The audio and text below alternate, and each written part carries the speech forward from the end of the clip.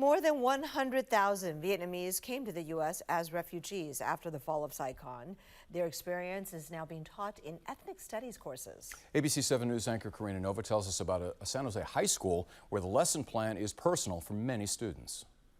Good morning. We've been working on the Vietnamese curriculum. Let's learn about after the fall of Saigon, and I want to see if we can make some connections to our own communities. Kevin Guzman is an ethics studies teacher at San Jose's Andrew Hill High School. Today, he handed over his classroom to his students. I'm here to talk about my family's journey here and what they've overcame. I brought in some of our Vietnamese students to share the stories of their grandparents and their parents and to teach the rest of our community here. About a quarter of students at Andrew Hill are Vietnamese American, children or grandchildren of refugees who risked their lives on boats to flee Vietnam after the fall of Saigon.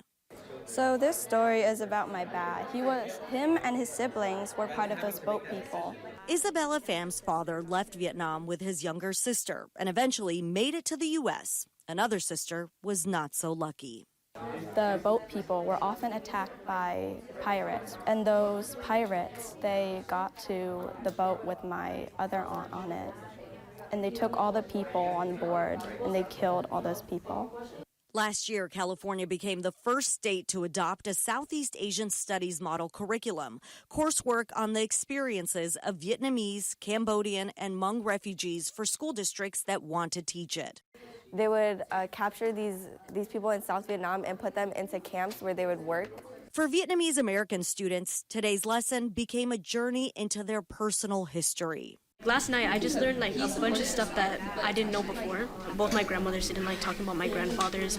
And when I asked them why, they just said that, oh, it just never came up. We just don't like talking about it. The East Side Union High School District has been teaching ethnic courses for more than a decade, but starting in the 2025-26 school year, ethnic studies will become a statewide graduation requirement for incoming ninth graders. It specifically looks at the history, the culture, the experiences, the struggles of the different ethnic groups in ethnic studies. There won't be a mandatory curriculum for the course. Each school district will be able to develop its own coursework. At the crux of it is allowing our students the opportunity to learn about the communities they live in, their relatives, their friends, their grandparents, all of that, so that they can sort of understand the experience, but also learn about other cultures as well. The requirement was approved after a 2021 Stanford study found that ninth graders with lower GPAs who took an ethnic studies course had improved attendance and a higher probability of graduating and going to college. I remember from my dad that they had to use tin foil, and they would pour the littlest of water, and they had to lick it to quench their thirst. I think the kids are really engaging right now because we have a variety of stories, different journeys, leaving Vietnam or even their experience here in this country. Learning from people whose story they learned from their parents who went through that trauma, it's stuff that's uncensored.